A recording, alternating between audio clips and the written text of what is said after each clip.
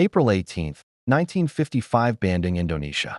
Jawaharlal Nehru stands alone for a moment in his hotel room. Before dawn, the ceiling fan turning. Slowly above him, the humid air. Pressing against his skin, he loosens his jacket and rubs his eyes, reading the same notes he has already memorized. The words are not for a speech alone, they are for a direction, for a nation barely 8 years old, a nation still carrying the wounds of partition and the weight of expectations from both sides of a divided world. He knows that what happens today will echo far beyond this city and far beyond his lifetime. Outside the streets of Bandung are already alive delegations, arriving from Asia and Africa, leaders stepping out of cars wearing traditional dress and Western suits, some nervous, some hopeful, all carrying the same unspoken question.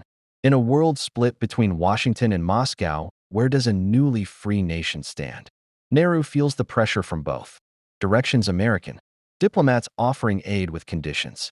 Soviet representatives speaking of solidarity with their own expectations. Neither side is neutral, and neither truly understands what it means to lead a country that has only just learned to breathe. Nehru thinks of Delhi, of parliament, of farmers still rebuilding, and refugees still waiting for homes. He thinks of Mahatma Gandhi, whose shadow still stretches across every decision he makes.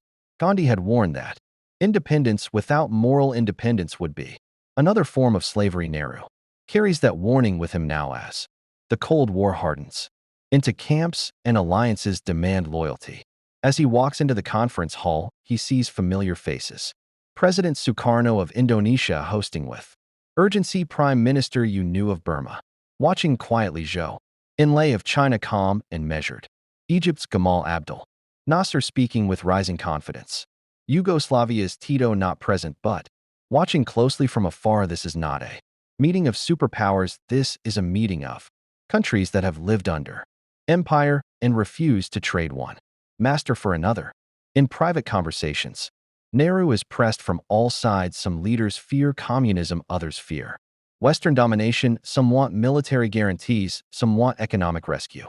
Nehru listens. More than he speaks, he understands. That alignment may bring short-term security, but long-term dependence. And for India, dependence is a word that still tastes of chains. Later that afternoon, in a smaller side room, Nehru meets with Zhou Enlai. Their exchange is polite but charged. The border questions are unresolved. Trust is thin.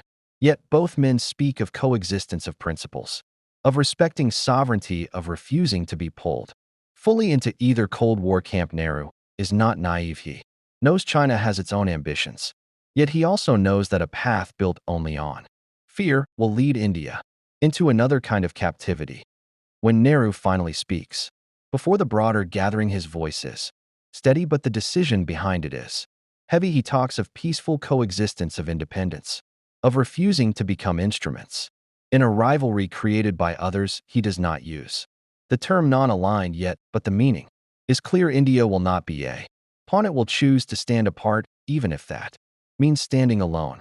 Some in the room applaud, others exchange uncertain looks. Ambassadors from powerful nations take notes, already calculating consequences. Aid packages may shrink, pressure may increase, criticism may follow.